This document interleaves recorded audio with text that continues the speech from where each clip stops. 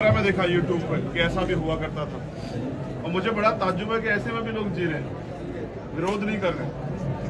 जितेंद्र इसलिए नहीं हमारे बीच से चला गया कि वो इस पे चुप था, वो इस पे मुखर था और वो इसके विरोध में खड़ा हो रहा था, इसलिए उसकी जान गई। लेकिन क्या हम और किसी जितेंद्र को खोना चाहते हैं?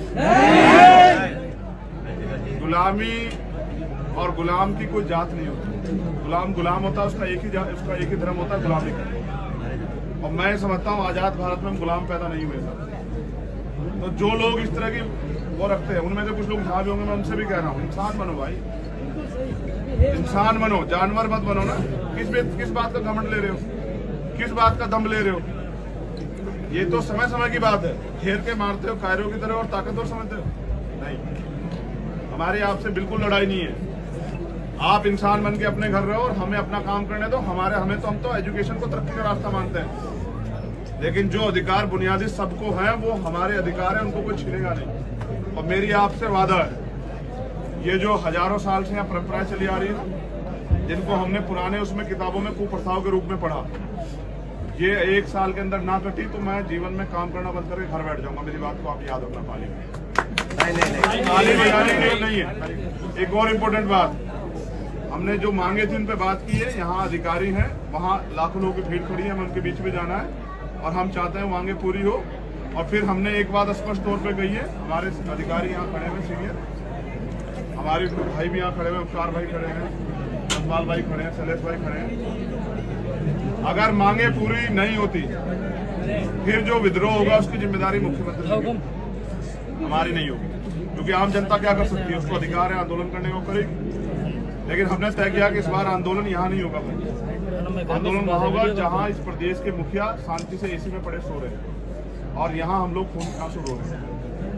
अगर वो चुपचाप बैठ पड़ के सोएंगे तो हम भी यहाँ नहीं धूम में होंगे, फिर हम उनके दरवाजे तोड़ के ना उनके यहाँ घुसेंगे। इस बार आंदोलन जयपुर में होगा और जो समय अभी हमें मिल जाएगा वो हम चाचा जी तक पहुँचा देंगे, भैया तक पहुँचा देंगे। और वैसे उपकार यहीं रहेंगे, अभी वो नहीं है, इतना वहां से पहुंचेंगे उपकार वहीं रहेंगे, अब इनको बताएंगे। मेरी आपसे अपील, अगर ऐसे रहोगे ना सर, टूट जाओगे, ऐसे हो जाओ। एक सीमा भी तो होती है कि सब्र की एक सीमा होती है, शोषण की एक सीमा होती है, क्यों नहीं उस सीमा को खत्म कर पाए? सबसे बड़ी कमजोरी डर है, उस डर को निकाल दो। ऐसे इकट्ठे होकर देखो एक बात,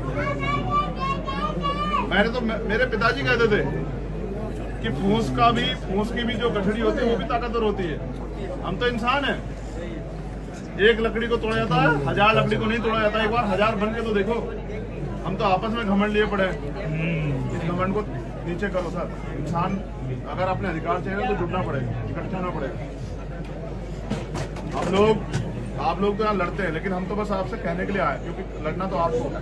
24 घंटे 7 दिन नहीं पड़ेंगे हम लोग यहाँ, लेकिन अगर आपने खुद तय कर लिया कि आप नहीं सहेंगे तो फिर किसी की हिम्मत नहीं कि आपको सहना पड़ेगा। तो मेरी आपसे अपील है, एकजुट होइए। और आखिरी बात के साथ यहाँ से विदा लूंगा, ये मेरा घर है और ये उन लोगों के लिए जिन लोग अपने आप को ताकतवर समझते हैं, सत्ता के दम पे। जितेंद्र चला गया है, चंद्रशेखर आ गया। जितेंद्र के रहते वो नहीं आ पाया, लेकिन यहाँ मेरी 4 बहनें रहती है, 2 की शादी होगी, 2 भी है भाई। मेरा भाई रहता है बड़ा मुझसे, मेरे चाचा और मेरी माँ सब लोग रहते हैं। इनकी तरफ आंख उठाने वाला आदमी चैन से नहीं सोएगा। ये मेरी जबान, और मैंने जब जबान दी तो फिर चाहे कुछ भी। ये हमारे लोग हैं, ये मेरा घर है, मेरा परिवार है और ये समाज मेरा परिवार है। इसके खिलाफ आंख उठाने वाले को फिर तो जैसा वो जुल्म करेगा वैसा सहना पड़ेगा। धन्यवाद। और मैं चाहने की चाहता हूँ, अभी ये मूछों की जिम्मेदारी